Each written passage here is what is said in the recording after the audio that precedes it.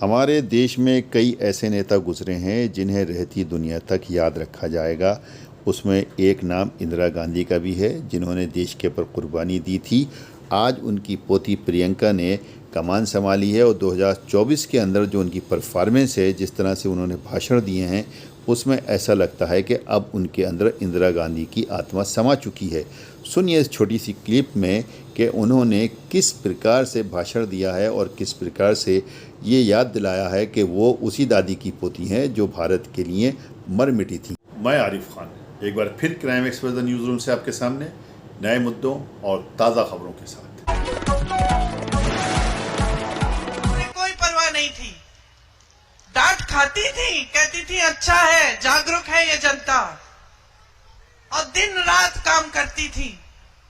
शहीद हुई तो शायद आपको मालूम नहीं होगा, जब शहीद हुई तो मेरे पिताजी को उनके कमरे में एक पर्चे पे लिखा मिला कि अगर मुझे कुछ हो जाएगा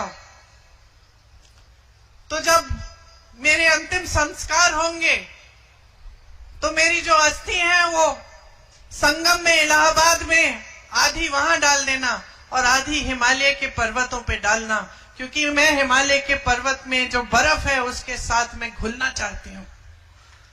एक ये विचारधारा कि ये देश है मेरा, ये देश की धरती है, मुझे इस देश की धरती में घोल डालो। और दूसरी विचारधारा कि देश की जनता की आवाज है, देश की जनता एक सरकार को चुनती है और आप 100-100 करोड़ दे देकर विधायकों को चोरी करके उस सरकार को गिराने में लगे हैं, और फिर आप धर्म की बात करते हैं। महंगाई बढ़ती चली जा रही है, आपके मुंह से महंगाई शब्द नहीं निकलता। बेरोजगारी चरम पे है, आप कह रहे हैं कि अर्थव्यवस्था मजबूत हो गई है। मोदी जी आते हैं, आपको बड़ी बड़ी बातें सुनाते हैं, और सच्चाई क्या है? सच्चाई ये है कि आज देश में 70 करोड़ लोग बेरोजगार हैं। सच्चाई ये है कि आज का नौजवान शिक्षित है, कि गरीब से गरीब परिवार आज चाहता है कि पहले मेरे बच्चे की पढ़ाई पूरी होनी चाहिए। वो उसके लिए मेहनत करता है, खून पसीना बहाता है, कर्ज लेता है, कुछ भी करता है। तो तमाम बच्चे आज शिक्षित हैं, किसी की बीटेक, किसी की बीएससी, शिक्षित है, लेकिन किसी के पास रोजगार नहीं है, नौकरी नहीं है। तो आप सोचिए, जो परिस्थितियां मोदी जी ने 10 सालों से इस देश में बनाई है क्या है? लोकतंत्र का नामो निशान नहीं रहा। जहां सरकारें चुनी जाती हैं वहां गिराई जाती हैं धन बल से। जहां लोग उठते हैं, अपनी आवाज उठाते हैं, प्रदर्शन करते हैं, किसानों की तरह उन्हें दबाया जाता है।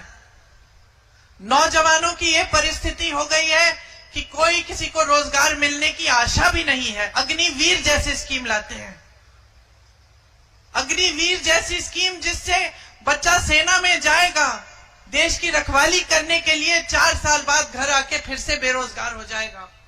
शहीद होगा तो शहीद का दर्जा भी नहीं मिलेगा, माता पिता को शहीद का पेंशन भी नहीं मिलेगा। निष्पक्ष और बेबाक खबरें देखने के लिए चैनल को सब्सक्राइब कीजिए, लाइक कीजिए और शेयर कीजिए।